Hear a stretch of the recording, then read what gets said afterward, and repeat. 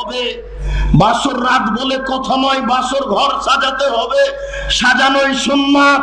বর্তমান যে প্রথা চলছে এটা ঠিক, তবে পাপের সাথে চলছে।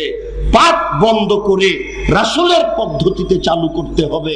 আয়েশা রাদিয়াল্লাহু তাআলা আনহা বলেন, আমি বান্ধবীদের নিয়ে খেলাছিলাম। বুখারীর হাদিস। আয়েশা বলেন, আমি আমার বান্ধবীদের নিয়ে খেলাচ্ছিলাম দোলনায় উঠে। আমরা কিছু বান্ধবী একদিকে ছিলাম, কিছু বান্ধবী একদিকে ছিলাম। একদিক উঁচু হলে একদিক নিচু হয়, একদিক নিচু হলে একদিক উঁচু হয়, এরূপ দোলনায় খেলাচ্ছিলাম। হঠাৎ আমার মা চিৎকার করে ডাকলেন, আয়েশা। আমি দৌড়িয়ে আসলাম। আসতেই আমার মা আমার মুখে হাতে কিছু ধুলোবালি লেগেছিল, সেগুলো ধুয়ে মুছে পরিষ্কার করে একটা ঘরে নিয়ে গেলেন।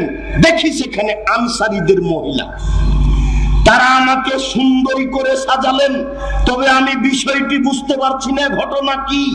আমার মা কেনই বা ধরে নিয়ে গেলেন, তারা আমাকে কেনই বা সাজাচ্ছে, এরকম ঘটনা তো কোনোদিন ঘটেনি। তিনি বলছেন, আমাকে তারা সুন্দরী করে সাজালো। আসমা বিনতে ইয়াজিদ বলছেন, আইয়ান্তু আয়েশা তালে রাসূলুল্লাহ সাল্লাল্লাহু আলাইহি সাল্লাম, রাসূলের বাসর ঘরের জন্য আমি আসমা আয়েশাকে সুন্দরী করে সাজালাম। তবে তিনি বলেননি আমি কি দিয়ে সাজালাম। বাসর ঘরের জন্য কনেকে সাজাতে হবে, একাধিক সহিহ হাদিস।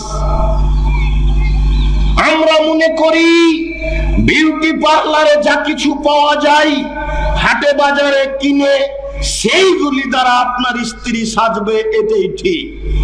একাধিক সহিহ হাদিস দ্বারা প্রমাণিত হয় যে স্ত্রীকে সাজাতে হবে, কনেকে সাজাতে হবে, এটাই ঠিক। উল্লেখ্য যে নখে নেইল পালিশ দেওয়া যাবে না। নখে নেইল পালিশ দেওয়া হচ্ছে ইহুদি খ্রিস্টানদের পতিতালয়ের মহিলাদের বৈশিষ্ট্য। নখে নেইল পালিশ দেওয়া ইহুদি খ্রিস্টানদের পতিতালয়ের মহিলাদের বৈশিষ্ট্য। নখে নেইল পালিশ দেওয়া যাবে না। উপস্থিত বৈঠকের মুসলিম বোন, আপনার নখে যদি নেইল পালিশ থাকে, জরুরি ভিত্তিতে আপনি তা ছিলে ফেলুন। শুনুন, হাতের নখে মেহেদি দেন, হাতের নখে তো দিবেন, পায়ের নখে মেহেদি দেন, আপনি দিতে বাধ্য। হাতের নখে মেহেদি লাগাতে হবে, পায়ের নখে মেহেদি লাগাতে হবে। রাসূল সাল্লাল্লাহু আলাইহি সাল্লাম রাসূল সাল্লাল্লাহু আলাইহি ওয়াসাল্লাম এই কথাই বলছেন, একটা মেয়েকে সুন্দরী করে সাজাতে যা কিছু লাগে সব ব্যবস্থা করতে হবে, তবে কপালে টিপ দিতে পাবে না। কপালে টিপ দেওয়া হচ্ছে হিন্দুদের প্রথা। হিন্দু মেয়েকে বিবাহ করার 3টি পদ্ধতি রয়েছে। হিন্দু মেয়েকে বিবাহ করার 10টি পদ্ধতি রয়েছে, তার একটি পদ্ধতি হচ্ছে রাক্ষসী বিবাহ। মেয়ের পিতা বিবাহ দিবে না, ছেলে জোর করে বিবাহ করবে, কপালে টিপ দিতে পারলেই বিবাহ হয়ে যাবে। এই প্রথাই হচ্ছে টিপ দেওয়া প্রথা।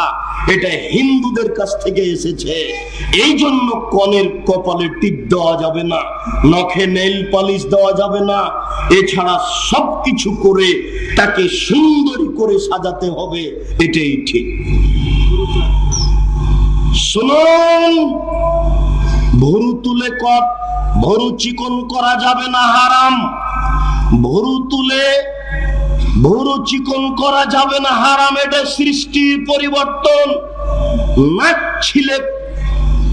দাঁত ছিলে চিকন করা যাবে না, এটা হচ্ছে সৃষ্টির পরিবর্তন। যাতে সৃষ্টির পরিবর্তন হবে তা করা যাবে না। ব্রেসিয়ার পরা ভালো, তবে ব্রেসিয়ার পরে যদি নিজেকে কম বয়সী প্রমাণ করার ইচ্ছা হয় তাহলে তা হারাম হবে। উঁচু স্যান্ডেল পরা ভালো, তবে উঁচু স্যান্ডেল পরে যদি নিচেকে উঁচু দেখানো উদ্দেশ্য হয় তাহলে তা হারাম হবে। এটা হচ্ছে সৃষ্টির পরিবর্তন। অতএব ভুরু তুলে চিকন করা হারাম, সাজার জন্য এটা করা যাবে না। দাঁত ছিলে চিকন করা যাবে না। বিবাহের বৈঠকে বর একটা মুকুট পরে, এটা কি জায়েজ? এই মুকুট সম্ভবত হিন্দুদের পক্ষ থেকে এসেছে।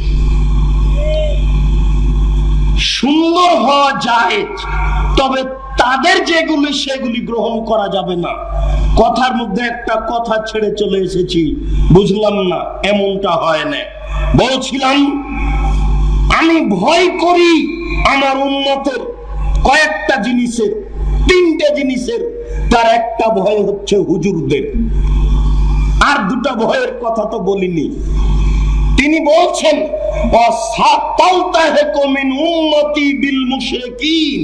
আমার উম্মত হিন্দুদের সাথে মিশে যাবে, এটা আমার ভয়। আমার উম্মত হিন্দুদের সাথে মিশে যাবে, এটা আমার ভয়। বিবাহের বৈঠকে ডুবি তবলা ঢোলক ঢোল হতে পারে না।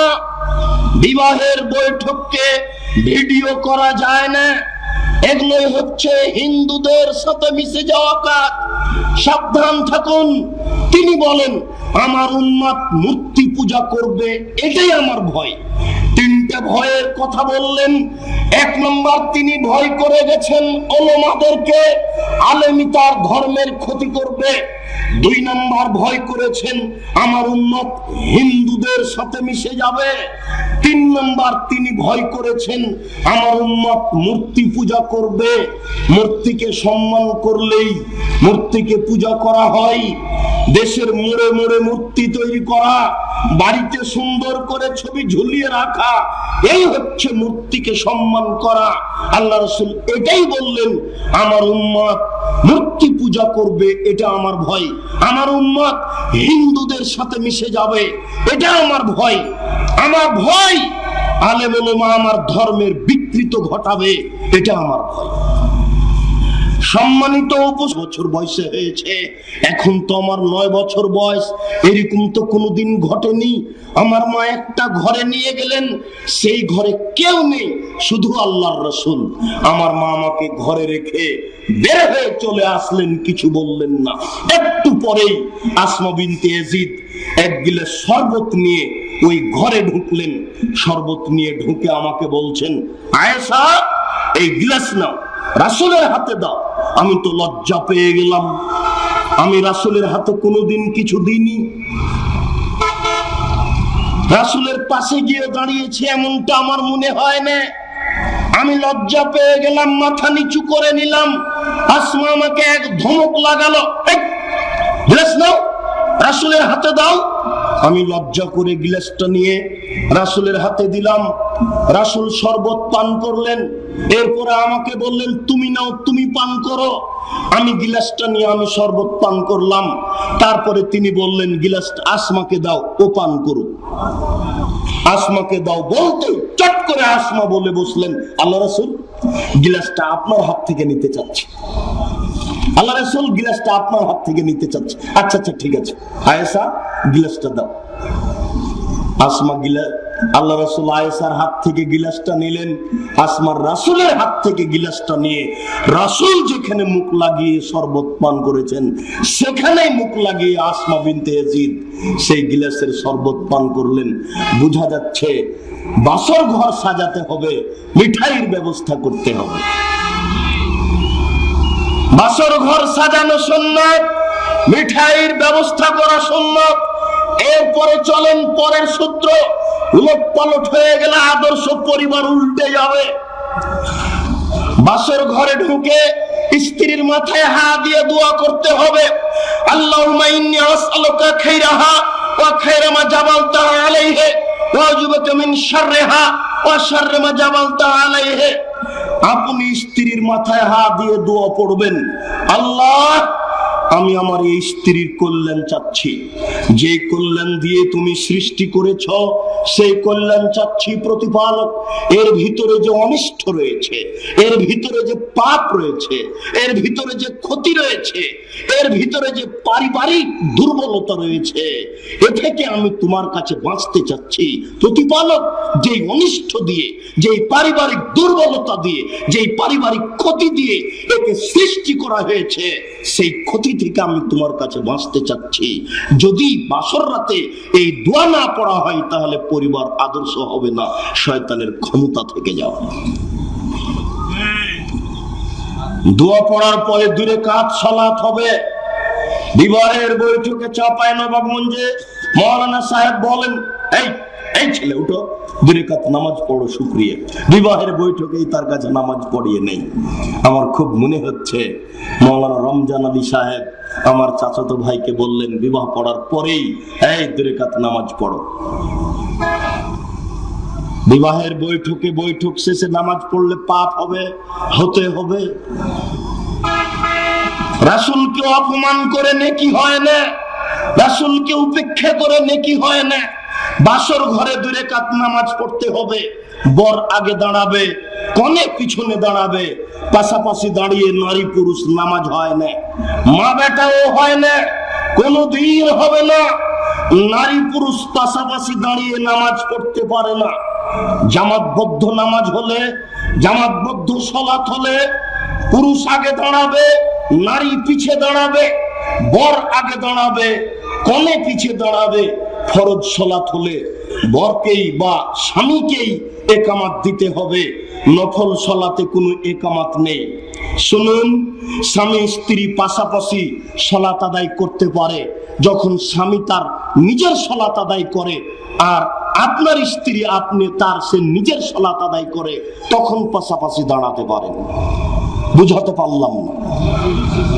আপনি আপনারটা পড়ছেন আর আপনার স্ত্রী তার নিজের পড়ছে, তখন পাশাপাশি দাঁড়াতে পারেন, কোনো অসুবিধা নেই। তবে একই নামাজ পাশাপাশি হবে না, আগে পিছে দাঁড়িয়ে 2 রাকাত সালাত আদায় করতে হবে। সালাম ফিরার পরে লম্বা দোয়া আছে, দোয়াটা পড়তে হবে। আদর্শ পরিবারে বিস্তারিত দেওয়া আছে, একবারে বিবাহ থেকে নিয়ে ছেলে মানুষ করা পর্যন্ত বিস্তারিত বিবরণ দিয়েছি। কেন যে আপনি পড়েন না? আপনি কি পাল্টা আবার আমাকে বলছেন যে আপনি পড়েন না? কি ব্যাপার? আপনি পড়ুন, আরো 5 জনকে পড়তে দেন। এই বই আপনি উপঢকন দেন, যত বিভাতে যাবেন এটাই বই আপনার পক্ষ থেকে হবে। লাখ টাকার প্রয়োজন নেই। লাখ টাকা দিয়ে 5,000 টাকার জিনিস দিয়ে পরিবারকে ধনী করার চেষ্টা করিয়েন না, বই দেন। ওয়ালিমায় আপনি অংশগ্রহণ করতে পারেন, ওয়ালিমাতে সাহায্য করতে পারেন, উপঢকন দিলে এইগুলি দেন। মোহতারাম আমিরে জামাতের সালাতুর রাসূল দেন,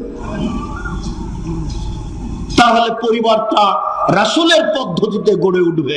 সম্মানিত উপস্থিতি, 2 রাকাত সালাত শেষ হয়েছে, দোয়াও শেষ হয়েছে, এবার দাম্পত্য জীবন।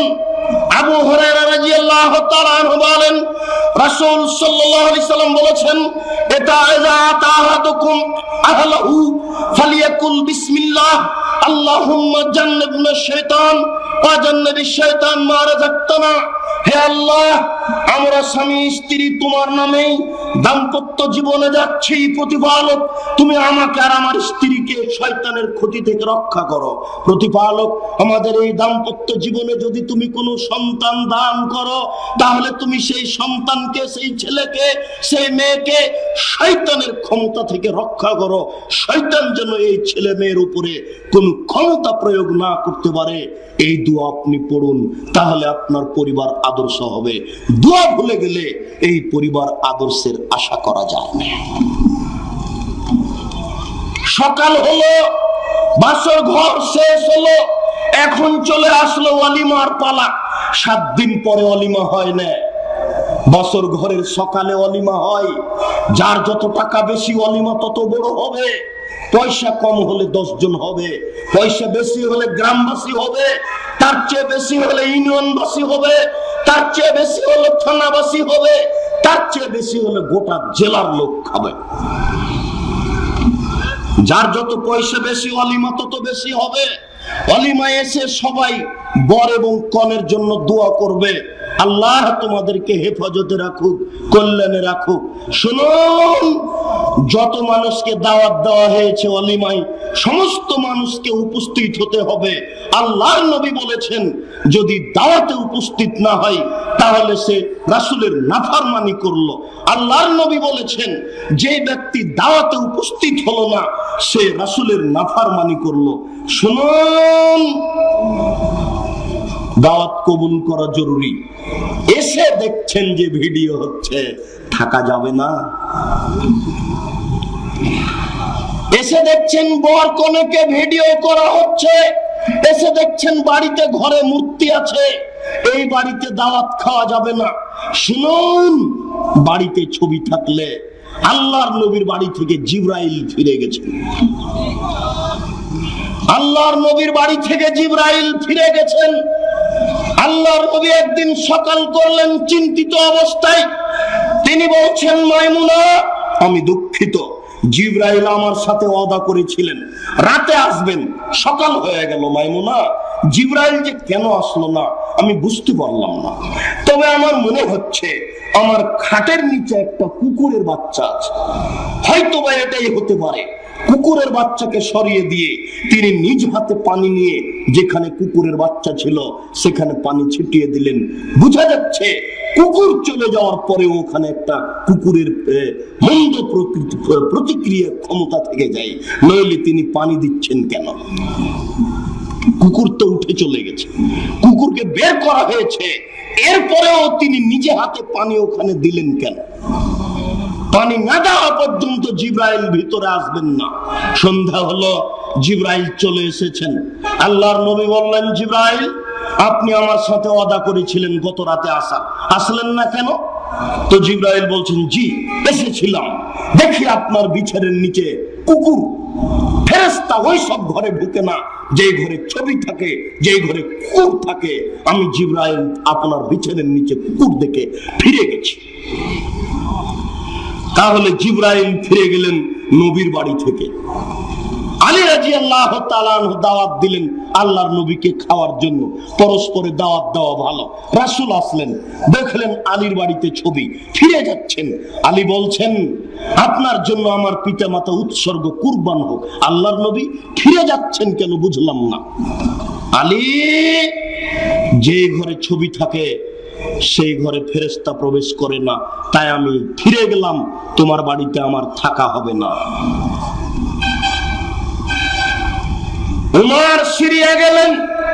একজন ধনী ইহুদি মানুষ, একজন ধনী ইহুদি মানুষ উমরকে দাওয়াত দিলেন। বললেন, উমর, আপনি আমার দাওয়াত কবুল করে আমাকে সম্মানিত করুন। উমর, আপনি আমার দাওয়াত কবুল করে আপনি আমাকে সম্মানিত করুন। উমর বললেন, তোমাদের ইবাদতখানায় মূর্তি আছে, অতএব উমর তোমাদের দাওয়াত কবুল করবেন না। এবার আর উল্টে গেল, দূরে চলে গেল। আপনার ঘরে মূর্তি থাকলে দাওয়াত কবুল করব না, ঘরে তো দূরের কথা, আপনার মসজিদে মূর্তি থাকলে দাওয়াত কবুল করব না। আউজাঈ রাদিয়াল্লাহু তাআলা আনহু বলছেন, লা নাকবালু ওয়ালিমাতান ফিহা তাবল ওয়াল মুয়াজিব। আমরা আউজাঈ সাহাবী তাবেঈ ওইসব ওলিমা কবুল করি না, ওইসব দাওয়াত কবুল করি না যেখানে বাদ্যযন্ত্র থাকে, যেখানে ডুবি তবলা থাকে, যেখানে ছবি মূর্তি থাকে। অতএব দাওয়াত কবুল করুন অলিমার। এসে দেখছেন যে বাড়িতে ছবি, কি করতে হবে? ফিরে যেতে হবে, দাওয়াত কবুল করতে হবে না। তবে যদি বাড়ির মালিক বলে আর মোহতারাম আমিরে জামাতের মতো হতে পারেন, তাহলে তো হলো। ঢাকার রহমতুল্লাহ এমপি কে বললেন, জনাব, আগে ঘর থেকে মূর্তি সরাতে হবে, তারপর গালেব ভিতরে যাবে। উপস্থিত কথা, উপস্থিত গত রমজান তিনি বললেন, দ্রুত কে আছো তোমরা, ঘর থেকে মূর্তি ছবি বের করো।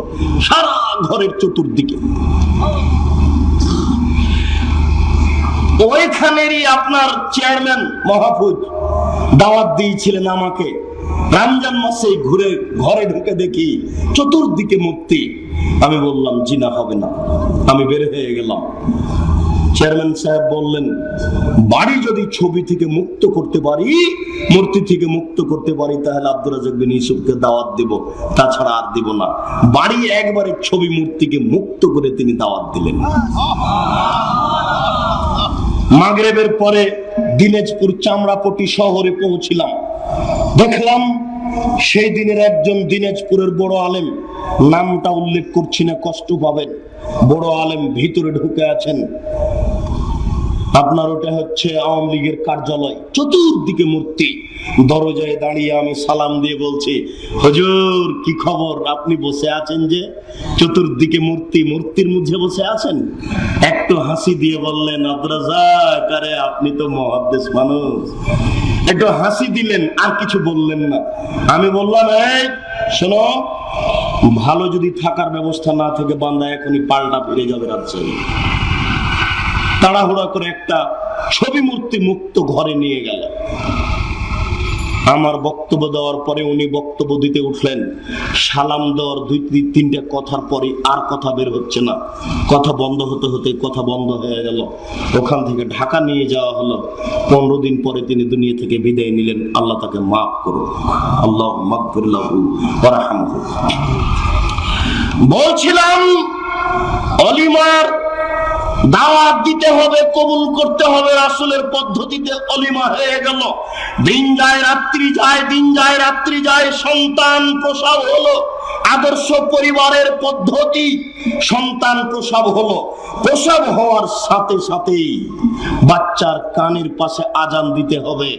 ডান কানে আজান, বাম কানে ইকামত। এ হাদিস জাল, মানুষ বানানো হাদিস হচ্ছে ডান কানে আজান, বাম কানে ইকামত। বাচ্চার পাশে আজান দিতে হবে, সালাতের আজান। জোরে আজান দিতে হবে এ কথা নয়, নারী পুরুষ আজান দিবে এ কথা নয়। যেই পারে, যারই সুযোগ হবে সেই আজান দিবে। বাচ্চার পাশে প্রথম কাজ হচ্ছে আজান দেওয়া। আজান না দিলে বাচ্চার উপরে শয়তানের একটা ক্ষমতা থেকে যাবে, পরিবার আদর্শ হবে না। শুনুন, এরপরে বাচ্চাটাকে কোলে নিয়ে গ্রামের পরহেজগার মানুষের কাছে নিয়ে যান। আমি বলিনি হুজুরের কাছে নিয়ে যান, তবে সাধারণত হুজুর ভালো মানুষই হয়, মন্দ কমই হয়। এই জন্য তো আল্লাহ রাসূল বলছেন, আতাইমু তামাকুম আত-তাকা, তোমরা পরহেজগার মানুষকে খাদ্য তোমার খাওয়াও। তোমার বাড়িতে যে খাদ্য আছে এটা পরহেজগার মানুষকে খাওয়াও। এই জন্য হুজুরদের দাওয়াত দেওয়া হয়। সাধারণত হুজুরদেরকে ভালোই মনে করা হয়। যদি আপনার মুফাসসিরকে আমি সহ্য করতে পারি না, আপনার মুফাসসিরকে দাওয়াত দিয়ে খাওয়ানো তো দূরের কথা, আমি যদি সুযোগ পাই মুফাসসিরকে 160 লাঠি পিটাবো। আমি তাকে সহ্য করতে পারি না। আপনার মুফাসসিরের সাথে আমার আল্লাহতে গন্ডগোল। আপনার মুফাসসিরের আল্লাহ সর্বত্র বিরাজমান, আর আমার আল্লাহ সপ্তম আকাশের উপরে থাকেন। আপনার মুফাসসিরের আল্লাহ নিরাকার, আর আমার আল্লাহর আকার আকৃতি আছে। আমার আল্লাহ যখন বলবেন জাহান্নাম তুমি কি পূর্ণ, তখন জাহান্নাম বলবে আর কি কিছু আছে, তখন আমার আল্লাহ তার পাখানাকে ঢুকিয়ে দেবেন। এ দেখেন আকার আকৃতি আছে, না থাকলে পা দিবেন কি করে? নিরাকার যদি হয় তাহলে পা কোথায় কি দিয়ে পূর্ণ হবে? আল্লাহর নবী বলছেন ইয়ানজুমু বাজুহু বাজিন, জাহান্নাম পায়ের কারণে আটো হয়ে যাবে, এক অংশ আর এক অংশের মধ্যে ঢুকে জাহান্নাম ছোট হয়ে যাবে। কথার মধ্যে কথা, মানুষ দিয়ে জাহান্নাম পূর্ণ হবে না, পা দিয়ে পা ঢুকিয়ে আল্লাহ জাহান্নামকে খাটো করে দিবেন। জান্নাত দিয়ে মানুষ পূর্ণ হবে না, তখন কি আল্লাহ পা ঢুকিয়ে জান্নাতকে পূর্ণ করবেন, খাটো করে দিবেন? জি না। যেটুকু মানুষের ঘাটতি হবে সেইটুকু মানুষ আল্লাহ আবার কিয়ামতের মাঠে সৃষ্টি করে জান্নাত পূর্ণ করবেন। তাহলে জান্নাতের ঘাটতি মানুষ দিয়ে পূর্ণ করবেন, আর জাহান্নামের ঘাটতি পা ঢুকিয়ে পূর্ণ করবেন। অতএব আমার আল্লাহর আকার আকৃতি আছে, এই জন্য আপনার মুফাসসিরকে আমি সহ্য করতে পারি না। আপনার মুফাসসিরের নবী হচ্ছেন নূরের তৈরি, আর আমার নবী হচ্ছেন মাটির তৈরি। আমি এটা গ্রহণ করতে পারি না। সম্মানিত উপস্থিতি, বলছিলাম এই বাচ্চাকে নিয়ে পরহেজগার মানুষের কাছে যান। আবু মুসা আশআরী রাদিয়াল্লাহু তাআলা আনহু বলেন, আমার বাচ্চা জন্ম হওয়ার পরপরই আমার বাচ্চাকে রাসূলের কাছে নিয়ে গেলাম। আল্লাহ রাসূল বাচ্চাটাকে হাতে নিয়ে ফাহান্নাকাহু, খেজুর দাঁতে চাবিয়ে, খুব ভালো করে দাঁতে চাবিয়ে এই চিবানো খেজুর বাচ্চার মুখে দিলেন। ওয়াদালাহু বিল বারাকা, এরপর আল্লাহ রাসূল তার জন্য বরকতের কল্যাণের দোয়া করে দিলেন। বোঝা যাচ্ছে বাচ্চা ছেলে মেয়ে প্রসব হওয়ার পরই একজন পরহেজগার মানুষের কাছে নিয়ে যেতে হবে। চাঁপাইনবাবগঞ্জের নোংরা বর্বর জঘন্য নীতি, 7 দিন যাবত ওই ঘরে কেউ যেতে পাবে না। ওর নাম নাকি আতর ঘর। এটা ঠিক নয়। বাচ্চা প্রসবের পরই বাচ্চার মা পরিষ্কার পরিচ্ছন্নতা অবলম্বন করবে, সে প্রয়োজনে তার যাবতীয় কাজ করবে। শুনুন, বাচ্চাকে নিয়ে আবু মুসা আল্লাহ রাসূলের কাছে গেলেন। আল্লাহ রাসূল বাচ্চা নিয়ে তাহানিক করলেন, খেজুর চাবিয়ে বাচ্চার মুখে দিলেন, এরপরে দোয়া করে দিলেন। শুনুন, ছেলে মেয়েকে নিয়ে পরহেজগার মানুষের কাছে একটু দোয়া নিতে হয়। আনাস রাদিয়াল্লাহু তাআলা আনহু বলেন, আমার মা তার গায়ের চাদরকে দুই ভাগ করে এক ভাগ পরনে দিলেন, এক ভাগ গায়ে দিলেন। আমিও গরিব মানুষ, আমার মাও গরিব মানুষ। আমার মায়ের চাদরকে দুই ভাগ করে অর্ধেক আমার পরনে দিলেন, অর্ধেক আমার গায়ে দিলেন। বোঝা যাচ্ছে বাচ্চাকে নিয়ে গেলে সুন্দর করে সাজিয়ে নিতে হবে। এরপরে আমার মা আমাকে রাসূলের কাছে নিয়ে এসে বলছেন, আল্লাহ রাসূল, হাজা খোয়াই দে মোকা ফাতুল্লাহু, এই যে আনাস আপনার ছোট খাদেম, আপনি তার জন্য একটু দোয়া করুন। এটা দেখো মায়ের কাজ না, বুঝাতে পারছি না। আনাস বলছেন, আমার মা আমাকে রাসূলের কাছে নিয়ে আসলেন, নিয়ে এসে বলছেন, হাজা খোয়াই দে মোকা, এই যে আনাস আপনার ছোট খাদেম, ফাদুল্লাহু, আপনি একটু তার জন্য দোয়া করুন। তখন আল্লাহ রাসূল বলছেন, আল্লাহুম্মা আকসির মালাহু ওয়ালাদাহু ওয়াতলুমরাহু আগফির লাহু ওয়ারহামহু ওয়া বারিক লাহু ফিমা রাযাকতাহু। আল্লাহ, তুমি আনাসকে দীর্ঘজীবী করো। আল্লাহ, তুমি আনাসের রুজিতে বরকত দাও। আল্লাহ, তুমি তাকে মাফ করো। আল্লাহ, তুমি তার প্রতি দয়া করো। দেখেন, পরহেজগার মানুষের দোয়া নিতে হয়। দিন যায় রাত্রি যায়, বাচ্চা ফিরিয়ে নিয়ে এসেছেন, আপনার স্ত্রী এবার বাচ্চাকে দুধ খাওয়াচ্ছে। শুনুন, আল্লাহ রাসূল বলেন, ইন্না শায়তানা ইস্তাহিল্লু তাম, আল্লাহ ইসরাসুল্লাহ আলাইহি, ওই খাদ্য শয়তান খায় যে খাদ্যে বিসমিল্লাহ বলা হয় না। আপনার স্ত্রী বাচ্চাকে বিসমিল্লাহ বলে দুধ খাওয়াবে। যদি বাচ্চাকে বিসমিল্লাহ বলে দুধ না খাওয়ায়, তাহলে এই দুধ শয়তানও খাবে। এই পরিবার আদর্শের আশা করা যায় না। শুনুন, আপনার স্ত্রী যতবার বাচ্চাকে বিসমিল্লাহ ছাড়াই দুধ খাওয়াবে, ততবার এই দুধ শয়তানও খাবে। অতএব আপনার স্ত্রী বাচ্চাকে বিসমিল্লাহ বলে দুধ খাওয়াবে। দিন যায় রাত্রি যায়, বাচ্চার বয়স 1 বছর হয়ে গেছে, বাচ্চা এখন হাঁটতে পারে, হাফ প্যান্ট পরাবেন না, মেয়েকে জাঙ্ঘে পরাবেন না, বাচ্চা হাঁটতে পারে, পায়জামা পরাবেন।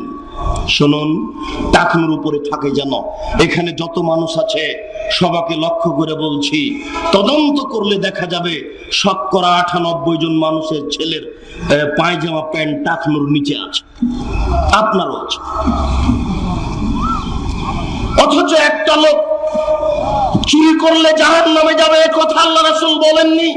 আল্লাহ রাসূল বলেননি যে পিতামাতার অবাধ্য চললেই জাহান্নামে যাবে, এ কথা তিনি বলেননি। তিনি বলছেন, কেউ যদি টাকনুর নিচে পায়জামা প্যান্ট পরে তাহলে সে জাহান্নামে যাবে। খুব সাবধান, বাচ্চার পায়জামা হবে টাকনুর উপরে। বাচ্চাকে কাপড় পরান, পোশাকে ভুল করবেন না। আজকে এই পোশাক পরিবর্তন করতে হবে। টাকনুর নিচে প্যান্ট পরে না যেন। প্যান্ট পরতে নিষেধ করিনি, বাচ্চা ছোট হোক, দুধ খাচ্ছে। এরপরে আপনি পোশাক লক্ষ্য করবেন, আপনার মেয়ের পোশাক জাঙ্ঘে হয় না যেন, পায়জামা পরাতে হবে।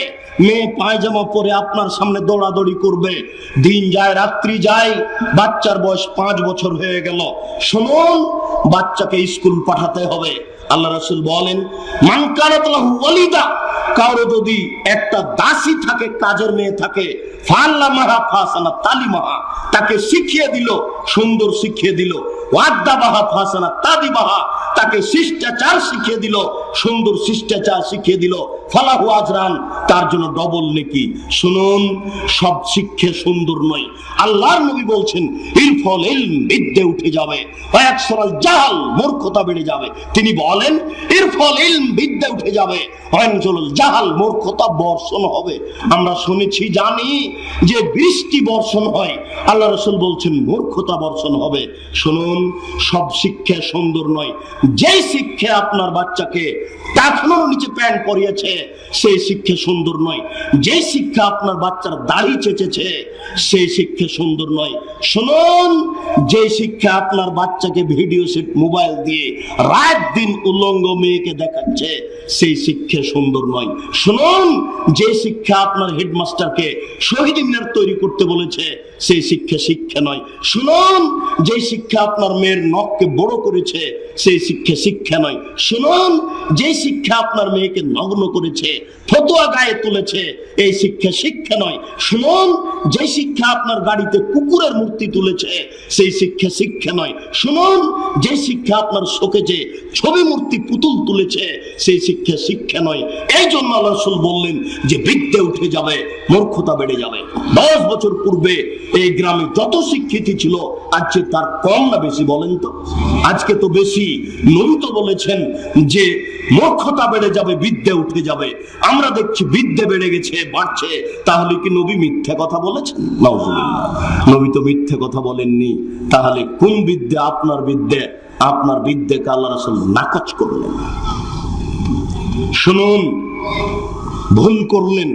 5 বছর বয়সে ছেলেকে স্কুলে ভর্তি করে চলেছেন 24,000 টাকা দিয়ে।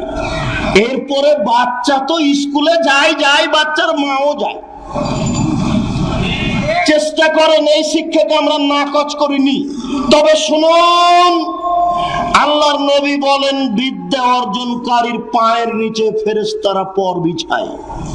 আল্লাহর নবী বলেন বিদ্যা অর্জনকারীর পায়ের নিচে ফেরেশতারা পর বিছায়। এবার মা বেটা দুইজনই যাচ্ছে বিদ্যার জন্য, তো দুইজনের পায়ের নিচে ফেরেশতা পর বিছাচ্ছে কিনা? যদি আপনার অন্তরে বলে বিছাই তাহলে বিদ্যা ঠিক আছে, যদি আপনার অন্তরে বলেন না তাহলে বিদ্যা ঠিক নেই। কোরআনের বিদ্যাই মূলত বিদ্যা, আনুষঙ্গিক বিদ্যা, প্রয়োজনীয় বিদ্যা। কোরআনের বিদ্যাই মূলত বিদ্যা, আনুষঙ্গিক বিদ্যা, প্রয়োজনীয় বিদ্যা। আপনি কোটি কোটি টাকা খরচ করুন, আমরা নাকচ করিনি। তবে মূল বিদ্যায় খরচ করুন, আনুষঙ্গিক বিদ্যায় খরচ করুন। যদি আনুষঙ্গিক বিদ্যায় খরচ করেন সব টাকা, বিচারের কাঠগড়ায় জবাব দিতে হবে পদ্ধতি ভুল হয়েছে, আপনি পরিবর্তন করুন। আমরা রাজশাহী নওদাপাড়া মাদ্রাসাকে একটা মডেল মাদ্রাসা করার চেষ্টা করছি। আপনি আপনার ছেলে মেয়েকে পাঠানোর চেষ্টা করুন। আমরা প্রাণপণে চেষ্টা করব সুন্দর শিক্ষা দেওয়ার। শুনুন, রাসূল সাল্লাল্লাহু আলাইহি ওয়াসাল্লাম বললেন শিষ্টাচার শিখিয়ে দিল, সুন্দর শিষ্টাচার শিখিয়ে দিল। তাহলে বোঝা যাচ্ছে সব শিষ্টাচার সুন্দর নয়। আপনার পায়ে আমার পা লেগে গেছে, আপনার শরীরে আমার পা লেগে গেছে, আমি বলবো ভাই মনে কিছু নিয়ে না, আপনি দেখি আমি দেখিনি। আর আপনার পা লেগে গেলে আপনি বলবেন আসসালামু আলাইকুম। দুটাই আদর্শ, কোনটা ঠিক আর কোনটা বেঠিক? আমি বলবো ভাই কিছু মনে নিয়ে না, আমি দেখিনি। আর আপনার পা লেগে গেলে আপনি কি বলবেন? আসসালামু আলাইকুম। সালামকে পাগল পেয়েছেন নাকি? সালাম তো একটা বিধান, সাক্ষাতে হয়। লোকটার গায়ে পা লেগে গেল এই জন্য বলছেন আসসালামু আলাইকুম, মানে সালাম দিয়ে মানুষকে নরম করা যায়, এই জন্য মনে হয় এটা চলে এসেছে। এটা আদর্শ নয়। শুনুন, আমাকে একটা ছেলে 1 গিলাস পানি দিল, আমি বলবো জাযাকাল্লাহ খায়। আপনাকে 1 গিলাস পানি দিল, আপনি বলবেন থ্যাংক ইউ। দুটাই আদর্শ। কোনটা সুন্দর আর কোনটা অসুন্দর বিবেচনা করুন। শুনুন, আপনার মেয়ে জাঙ্ঘে পড়ে আছে, আমার মেয়ে পায়জামা পরে আছে, দুটাই আদর্শ। কোনটা সুন্দর কোনটা অসুন্দর আপনি বিবেচনা করুন। শুনুন, আপনার কলিং বিলে বাচ্চা হা দিলে মুখখান বন্ধ করে রাখে, আর হুজুরের বাচ্চা কলিং বিলে হা দিলে বেলে হা দেওয়ার সাথে সাথে বলে আসসালামু আলাইকুম। দুটাই আদর্শ। চুপ থাকা আদর্শ, মুখে আসসালামু আলাইকুম বলা আদর্শ। কোনটা সুন্দর আদর্শ? শুনুন, বাচ্চা গামলা থেকে ভাত তুলে প্লেটে দিচ্ছে, 2টা ভাত পড়ে গেছে, বাচ্চা উঠাতে যাচ্ছে, আপনি বলছেন চি চি চি, না না না উঠায় না, আপনি রিরি করে উঠলেন। এটা একটা আদর্শ। আমি বললাম ভাত উঠিয়ে নিতে হবে, ময়লা লেগে গেলে সরিয়ে দিয়ে ভাত খেতে হবে, এটা আদর্শ। কোনটা সুন্দর কোনটা অসুন্দর? আল্লাহ রাসূল বলছেন যে কারো বাড়িতে যদি কাজের মেয়ে থাকে তাহলে শিখিয়ে দিল, সুন্দর শিখিয়ে দিল, আদর্শ শিখিয়ে দিল, সুন্দর আদর্শ শিখিয়ে দিল। কোনটা সুন্দর আদর্শ? আপনার মোবাইলটা রিং হচ্ছে, আমি অন করে বলছি আসসালামু আলাইকুম, আর আপনি অন করে বলছেন হ্যালো। ভালো ইংরেজি জানে যারা, তাদেরকে জিজ্ঞাসা করে দেখুন হ্যালো বলে কুকুরকে ডাক। আপনার রিং হলে যদি আপনি হিন্দু বুঝতে পারেন নাম্বার দেখে, তাহলে বলবেন ধন্যবাদ, কি বলছিলেন। আর যদি নাম্বার দেখে বুঝতে না পারেন, হিন্দু হোক আর মুসলমান হোক, আপনি বলবেন আসসালামু আলাইকুম। কে ভাই কি বলছিলেন? রাসূল সাল্লাল্লাহু আলাইহি সাল্লাম বললেন, তুমি সালাম দাও, যাকে চিনো তাকেও দাও, যাকে চিনো না তাকেও দাও। এই তো রাসূলের পদ্ধতি পড়ে আছে। সম্মানিত উপস্থিতি, আদর্শ দুটো সমান নয়। আপনি বিদায় নিলে আপনার বড় ভাই টাটা বাই বাই বলে, আর আমি বিদায় নিলে আমার বড় ভাই আমার ছোট ভাই কথা বলে না, বলে আস্তাগফিরুল্লাহ দীনাকা আমানাতাকা ওয়া আখিরা আমালিক ওয়া যাওয়াদাকা আল্লাহু তাকা ওয়া গাফারা যামবাক ওয়া ইয়াসাল্লাকাল খায়রা হাইসুমা কুনতা। শুনুন, এবার বাচ্চা বড় হয়েছে, 7 বছর বয়স হয়েছে, রাসূলের আদর্শ পালন করুন। আল্লাহ রাসূল বলেন, আল্লাহ তাআলা বলেন, উমর আহলাকা বিসসালাত ফাস্তাবির আলাইহা, তুমি তোমার ছেলে মেয়েকে সালাত আদায় করতে বলো। রাসূল সাল্লাল্লাহু আলাইহি সাল্লাম বলেন, মুরু আওলাদাকুম বিসসালাত ওয়া হুম আবনাউ সাবঈ সিনিনা, তোমরা তোমাদের ছেলে মেয়েকে নামাজ পড়তে বলো যখন তার বয়স 7 বছর, পিটিয়ে নামাজ পড়াও যখন তার বয়স 10 বছর। শুনুন, 10 বছর বয়স পর্যন্ত ছেলে মেয়েকে মারতে হবে না, মারার বয়স হচ্ছে 10 বছর। নামাজি একটা ইবাদত যার কর্মসূচি হচ্ছে 8 বছর, নামাজি একটা ইবাদত যার কর্মসূচি হচ্ছে 8 বছর। 7 বছর থেকে নিয়ে 10 বছর মুখে বলতে হবে আদর দিয়ে, আব্বু সালাত আদায় করো, আব্বু সালাত আদায় করো, আম্মু সালাত আদায় করো। এই 3 বছর এক টানা আদর করে বলতে হবে। এবার 10 বছর বয়সে সালাত আদায় না করলে পিটিয়ে সালাত আদায় করাতে হবে। আল্লাহ রাসূল বলছেন, পিটিয়ে সালাত আদায় করতে হবে। কতদিন করাতে হবে? 15 বছর পর্যন্ত। ও হলো 5 আর হলো 3, 8 বছর হচ্ছে সালাতের কর্মসূচি। শুনুন, সালাত আদায় করতেই হবে। ওযু করে সালাত আদায় করতে হয়, পানি নেই। তায়াম্মুম করে সালাত আদায় করতে হবে, মাটি নেই। বিনা ওযুতে বিনা তায়াম্মুমে সালাত আদায় করতে হবে। শুনুন, দাঁড়িয়ে সালাত আদায় করতে হবে, দাঁড়িয়ে থাকা যায় না। বসে থেকে সালাত আদায় করতে হবে, বসে থাকা যায় না। শুয়ে থেকে সালাত আদায় করতে হবে। পশ্চিম দিকে মুখ করে সালাত আদায় করতে হয়, পশ্চিম বোঝা যায় না, বিনে পশ্চিমে সালাত আদায় করতে হবে। শুনুন, পরিষ্কার কাপড় পরে নামাজ পড়তে হয়। পরিষ্কার কাপড় নেই, যেই কাপড়ে পেশাব পায়খানা লেগে আছে ওই কাপড়েই নামাজ পড়তে হবে। কারণ বশত কোনো কাপড়ই নেই, আপনি উলঙ্গ হয়ে আছেন, এই উলঙ্গ অবস্থাতেই নামাজ পড়তে হবে, পড়তেই হবে। তাই তো ইমাম আবু হানিফা রাহিমাহুল্লাহ বলেছেন, অলসতা করে কেউ নামাজ না পড়লে তাকে জেলখানায় বন্দী করতে হবে।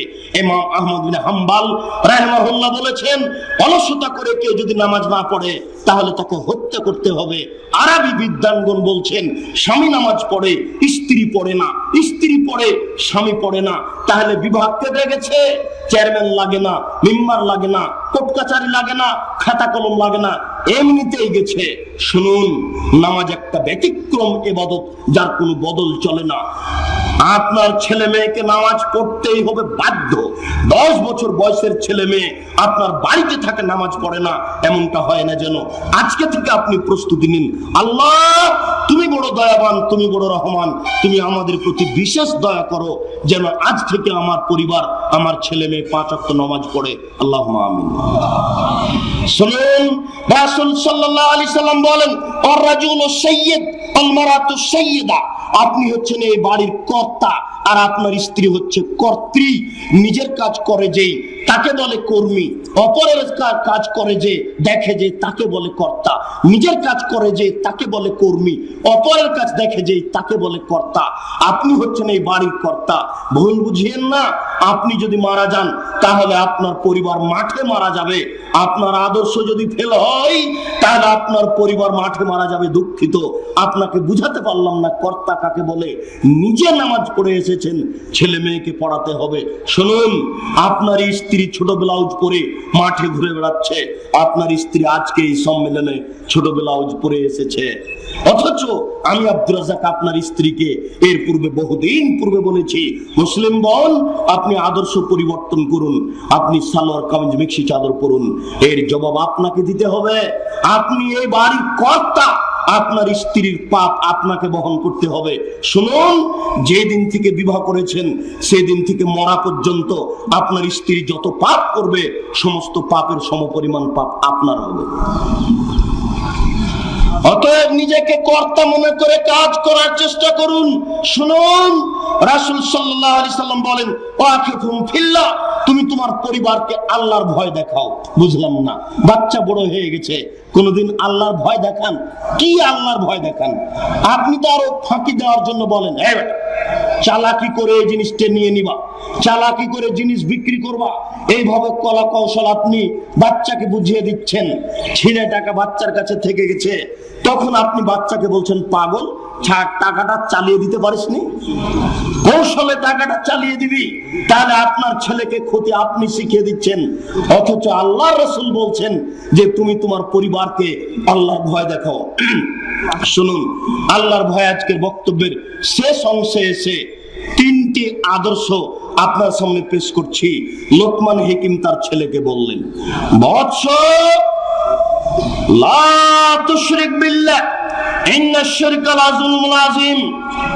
আব্বু, শিরক করো না, শিরক হচ্ছে সবচেয়ে বড় পাপ।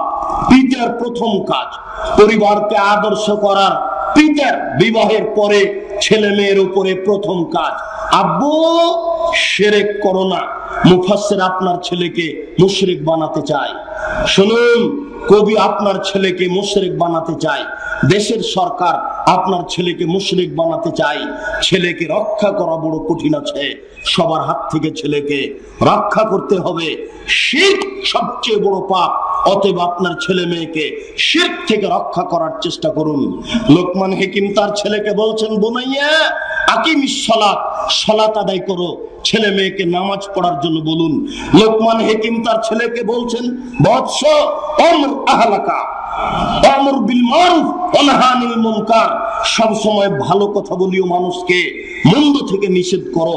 আপনি আপনার ছেলেকে বলবেন, আব্বু সব সময় ভালো কথা বলো, মানুষকে মন্দ কথা বলো না, মন্দ থেকে মানুষকে নিষেধ করো।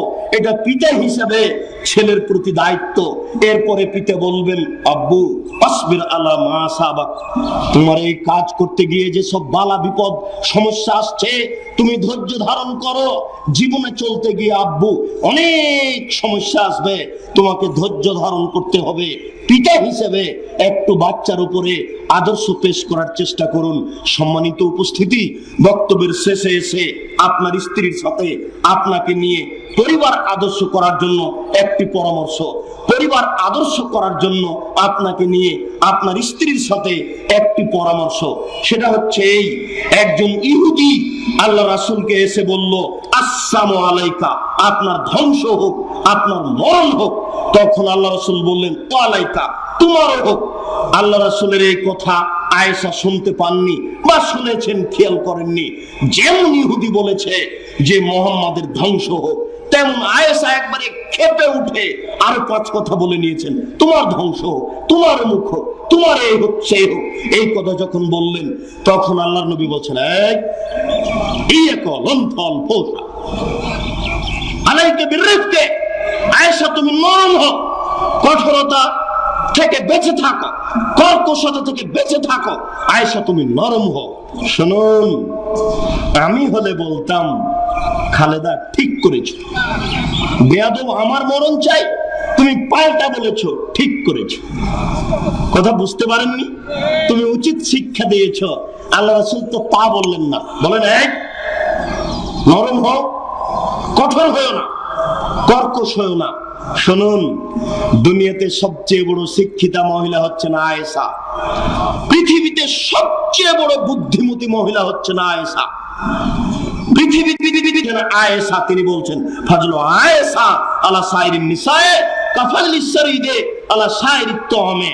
আয়েশার সম্মান পৃথিবীর সকল নারীর উপরে শারীর খাদ্যের যেমন পছন্দনীয় সম্মান, সকল খাদ্যের উপরে গোশতের ঝোলে রুটি ভিজালে তাকে শারীর বলা হয়। শারীর যেমন সবচেয়ে দামি খাদ্য, আয়েশা পৃথিবীতে সবচেয়ে দামি মহিলা। মা হাওয়া থেকে নিয়ে কিয়ামত পর্যন্ত যত নারী এসেছে, যত নারী আছে, যত নারী আসবে, সমস্ত নারীর মধ্যে দামি মহিলা হচ্ছেন আয়েশা রাদিয়াল্লাহু তাআলা আনহা। এরপরেও আল্লাহ রাসূল আয়েশাকে কঠোর ভাবে বলছেন, এই নরম হও, কর্কশ হও না, কঠোর হও না। শুনুন, আয়েশার মতো মহিলাকে যদি স্বামী উপদেশ দেওয়া প্রয়োজন মনে করেন, তাহলে আপনার স্ত্রীকেও আপনার উপদেশ দেওয়া প্রয়োজন আছে। আয়েশার মতো মহিলা যদি স্বামীর কাছে উপদেশের হক রাখেন, তাহলে আপনার স্ত্রীও আপনার কাছে উপদেশের হক রাখে। ভুল বুঝিয়েন না। আল্লাহ রাসূল বলেছেন, সম্ফি সালাসা, ধ্বংস তিনটে জিনিসে রয়েছে। তার এক নম্বর হচ্ছে ফিলমারা, স্ত্রীর মধ্যে ধ্বংস রয়েছে। আপনার স্ত্রী ভাতে যে পাতিলে চাউল ধুয়ে দিচ্ছিল, দুইটা চাউল পড়ে গেছে, আপনার স্ত্রী তুলে দেয়নি, আপনার স্ত্রী আপনার পরিবারকে ধ্বংস করেছে। কোনদিন আপনার পরিবার কল্যাণ ডেকে আনতে পারে না, এই পরিবারে বরকত হতে পারে না। চাউল তুলে পাতিলে দিতে হবে। এই স্ত্রী হচ্ছে আপনার হস্তিনী স্ত্রী। একে পরিবর্তন করার চেষ্টা করুন। আদর্শ দিয়ে পরিবর্তন না হলে পরিবর্তন তাকে ত্যাগ করে করার চেষ্টা করুন। আপনার স্ত্রীর সাথে আপনাকে নিয়ে সুন্দর পরিবারের জন্য পরামর্শ শেষ করলাম। এবার আপনার মেয়েকে নিয়ে আমরা একটা পরামর্শ দিতে চাই। এটাই আদর্শ পরিবারের শেষ পরামর্শ। সম্মানিত দিনী ভাই, আয়েশা রাদিয়াল্লাহু তাআলা আনহা সবচেয়ে বড় বুদ্ধিমতী মহিলা। আয়েশা রাদিয়াল্লাহু তাআলা আনহাকে তার পিতা আবু বকর সিদ্দিক হাত দিয়ে মারলেন। দিন দুপুরে প্রায় 1400 মানুষের সামনে মারলেন, আল্লাহ রাসূলের সামনে মারলেন। সবচেয়ে বড় মানুষে, সবচেয়ে বড় মহিলাকে সবচেয়ে বড় মানুষের সামনে মারলেন। ভুল কোথায় আয়েশার হার হারিয়ে গেছে এটা তিনি খেয়াল করতে পারেননি, এই জন্য মারলেন। এত বড় মহিলা, এত বড় মানুষ, এত বড় মানুষের সামনে যদি মেরে দিতে পারেন, আপনার মেয়েটা ক্লাস 10-এ পড়ে, নগ্ন পোশাক পরে চলে, আপনি তাকে ধমক দিতে পারেন না। আপনি আবার পিতা, আমরা আপনার মতো পিতাকে চাই না। আসলেই বলতে চাই, এতিম যদি খেতে পাই তাহলে আপনার মেয়েও খেতে পাবে, আপনার ছেলেও খেতে পাবে। আপনার মতো অভিশপ্ত পিতাকে আমরা চাই না। আপনার জন্য আল্লাহর দরবারে প্রার্থনা করি, প্রতিপালক এই পিতাকে তুমি উপযুক্ত করো, এই পিতা যেন তার মেয়েকে কন্ট্রোল করতে পারে, এই পিতা যেন তার পরিবারকে সুন্দর করতে পারে। প্রতিপালক দীর্ঘ সময় ধরে তোমার রাসূলের দ্বীন জনগণের সামনে প্রচার করার জন্য প্রাণপণে চেষ্টা করলাম। তোমার অনেক দয়া, তোমার অনেক রহমত, তোমার অনেক ক্ষমা। পাপ করেছি, ভুল করেছি, তুমি আমাদের দয়া করে ক্ষমা করে দিয়ে আজ থেকে তুমি আমাদের পরিবারকে তোমার রাসূলের পদ্ধতি অনুযায়ী চলার তৌফিক দান করো। আল্লাহুম্মা আমিন। আল্লাহ, আমাদের যারা মারা গেছে তুমি তাদের কবরের শাস্তি মাফ করো। আল্লাহ, যারা অসুস্থ তাদের তুমি আরোগ্য দান করো। আল্লাহ, যারা বেঁচে আছে তুমি তাদেরকে তোমার রাসূলের পদ্ধতি অনুযায়ী চলার তৌফিক দান করো। আল্লাহ, তুমি আমাদের পরিবারকে তোমার রাসূলের পদ্ধতি অনুযায়ী চলার তৌফিক দান করো। আল্লাহুম্মা আমিন। এই দাবি, এই দাওয়া, এই দোয়া তোমার দরবারে রেখে আজকের ফজরের সালাতের সংক্ষিপ্ত দার্স এখানে শেষ করলাম। সুবহানাকাল্লাহুম্মা ওয়া বিহামদিকা আশহাদু আল্লা ইলাহা ইল্লা আনতা আস্তাগফিরুকা ওয়া আতুবু ইলাইক। আসসালামু আলাইকুম। জি, কয়েকটা জিজ্ঞাসা। বারবার পাপ করে তওবা করলে তওবা আল্লাহ মাফ করবেন কি? বারবার পাপ করে তওবা করলে ক্ষমা হবে, কিন্তু আপনার পাপ করার গতিটা আল্লাহ দেখতে চাচ্ছেন। আপনি কি মজাক করছেন? ধর্মের সাথে যদি মজাক করেন তাহলে আল্লাহ ভালো বুঝেন। কথাটা বুঝতে পারেননি? আপনি সত্যি অন্তর থেকে তওবা করেছেন, এরপরেও পাপ ঘটে গেছে, আল্লাহ আপনাকে ক্ষমা করবেন, বিশ্বাস করুন, ইনশাআল্লাহ ক্ষমা করবেন। আপনি ক্ষমা চাইতে শিখুন। 1000 না 10,000 1 টাকা দেনমোহর নির্ধারণ করা যাবে কিনা? 1 টাকা মনে হয় কুপ্রথা। 1 টাকা কেন লাগানো হয়? যদি এতে কোনো কল্যাণ আছে মনে করা হয় তাহলে এটা শিরক। আর যদি এমনিতেই চলে আসছে তো প্রয়োজন নেই, 10,000 করবেন। 1 টাকা ছেড়ে দেন, এতে কোনো ক্ষতি আছে? মনে হয় এতে কল্যাণ খেয়াল করা হয়, করলে শিরক পাপ হবে। প্রতি জেলায় লাইব্রেরি গড়ে তুলতে হওয়ার আহ্বান। সফরে কসর নামাজ পড়ার পদ্ধতি জানাবেন। সফরে সুন্নাত পড়বেন না, তবে ফজরের সুন্নাত পড়বেন, বাকি কোন সালাতের সুন্নাত পড়বেন না। 2 রাকাত করে পড়বেন। মাগরিবের 3 রাকাতই পড়বেন, মাগরিবের সালাতে কসর নেই। উল্লেখ্য যে আপনার ইমাম সাহেব যা করছে আপনাকে তাই করতে হবে। ইমাম সাহেব 2 রাকাত পড়েছেন, আপনার সাথে আর 2 রাকাত আগে হয়ে গেছে, তো এখন ইমাম সালাম ফিরলেন, আপনি মুসাফির কি করবেন? আপনাকে 4 রাকাত পড়তে হবে। কেন? আপনি ইমামের অনুসরণে আছেন। একাই হলে 2 রাকাত পড়ুন, অথবা ইমাম সাহেব 2 রাকাত পড়ছে তাই পড়ুন। বিয়েতে প্রচলিত উপঢৌকন দেওয়া যাবে কি? বিয়েতে প্রচলিত উপঢৌকন দেওয়া যাবে না। ওলিমায় সাহায্য করা যাবে। ওলিমার ভাগটা আরো বেশি হোক বড় হোক, এর জন্য সাহায্য করুন। শুনুন, উপঢৌকন অন্য সময়ে দিবেন। প্রচলিত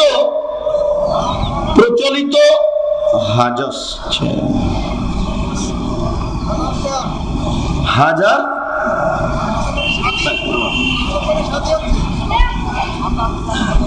হাজাম চেন বুঝতে পারিনি। মুসলমানের খানা, ও মুসলমানের খানা, জি না, ওটা কুসংস্কার। খাতনা করাই কোনো দাওয়াত নেই, খাতনার কোনো দাওয়াত নেই, এটা একটা পিতের জিম্মেদারি। বাস সময়ে পিতে করবেন। আল আরাফা ইসলামী ব্যাংক লিমিটেড না ইসলামী ব্যাংক লিমিটেড সুদ মুক্ত কিনা জানতে চাই। সুদ থেকে কেউ মুক্ত নয়, বেঁচে থাকার চেষ্টা করুন। পুরুষ মহিলার নামাজ হাদিসে কি কোনো পার্থক্য আছে? দলিল সহ জানার ইচ্ছে। জি না, নারী পুরুষের নামাজে কোনো পার্থক্য নেই। নারীরও সালাত যা, পুরুষেরও সালাত তাই, একেবারে হুবহু একই। এতটুক যে পুরুষ ইমাম হলে সামনে দাঁড়াবে, আর নারী ইমাম হলে কাতারে দাঁড়াবে, আগে যাওয়ার সুযোগ নেই। এটুকু পার্থক্য। পুরুষের টাকনোর উপরে কাপড় থাকবে, নারীর নিচে থাকবে। এটা ধরছি না এজন্য যে এটা সব সময়। উপরোক্ত কালেমাটি কোন সহিহ হাদিসে আছে কিনা? লা ইলাহা ইল্লাল্লাহ মুহাম্মদ রাসূলুল্লাহ, লা ইলাহা ইল্লাল্লাহ মুহাম্মদ রাসূলুল্লাহ কোন সহিহ হাদিসে নেই। হাদিসটি নিতান্তই জয়ীফ। মনে রাখবেন একটা কথা, শুনুন, কালেমা তাইয়্যিবা হচ্ছে লা ইলাহা ইল্লাল্লাহ, আর কালেমা শাহাদাতের 3টি রূপ। কালেমা শাহাদাতের 3টি রূপ মানে তিন ধরনের হাদিস দ্বারা প্রমাণিত। তার একটা রূপ হচ্ছে লা ইলাহা ইল্লাল্লাহ মুহাম্মদুর রাসূলুল্লাহ, এই হাদিস নিতান্তই জয়ীফ। আর একটা রূপ হচ্ছে লা ইলাহা ইল্লাল্লাহ ওয়া আন্না মুহাম্মাদুর রাসূলুল্লাহ, এই হাদিস সহিহ। আর একটা হাদিস হচ্ছে আশহাদু আল্লা ইলাহা ইল্লাল্লাহ ওয়া আশহাদু আন্না মুহাম্মাদুর রাসূলুল্লাহ, এই হাদিস সহিহ। 3টা হাদিসের অর্থ একই। এই জন্য লা ইলাহা ইল্লাল্লাহ মুহাম্মাদুর রাসূলুল্লাহ এই হাদিসকে বলা হয় অর্থগত সহিহ, অতএব চলে। এই হাদিসকে বলা হয় অর্থগত সহিহ, অতএব চলে। লা ইলাহা ইল্লাল্লাহ মুহাম্মাদুর রাসূলুল্লাহ বলা যাবে, শিরক হবে না। জনৈক আলেম বলেছেন, উক্ত কালেমাতে অন্য বাদ দেওয়ার কারণে পড়া রাসূল সাল্লাল্লাহু আলাইহি সাল্লাম সাহাবারা শরীয়ত বিরোধী। জি না, উনি ভুল করেছেন এই কথাই। ঘরে টেলিভিশন কি থাকা অবস্থায় সে ঘরে সালাত আদায় করা যাবে কি? জি যাবে।